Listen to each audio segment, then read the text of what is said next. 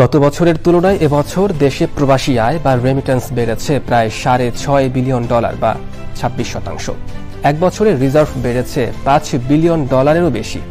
Remittance ও রফতানি বাড়ায় বর্তমানে ডলারের সরবরাহ চাহিদার চেয়েও বেশি বলে জানিয়েছে বাংলাদেশ ব্যাংক।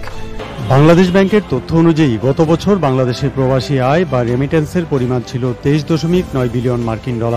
এক বছরে রেমিটেন্স বেড়ে দাঁড়িয়েছে $30.3 বিলিয়ন। এই সময়ে রিজার্ভও বেড়েছে $5 বিলিয়ন বেশি। বৈধ পথে ব্যাংকিং চ্যানেলে রেমিটেন্স পাঠানোর কারণেই প্রবাসী আয়ে এই ঊর্ধ্বগতি, বলছে বাংলাদেশ ব্যাংক। রেমিটেন্স গত বছরের সাথে হিসাব করে যে গত অর্থ বছরে এটা লেস দেন 24 বিলিয়ন ছিল, যেটা এবছর 30 বিলিয়ন হয়েছে। তার মানে এবছর 26%-এর উপরে আমাদের প্রবৃদ্ধি আছে রেমিটেন্স আহরণের ক্ষেত্রে। তিনি জানান, রিজার্ভ বাড়ার ক্ষেত্রে $3 বিলিয়ন মতো ভূমিকা আছে IMF সহ কিছু বৈদেশিক ঋণের। তবে রেমিটেন্স ও রপ্তানি বাড়ায় এবং আমদানি খরচ কমে যাওয়ার সফল পাচ্ছে দেশের অর্থনীতি।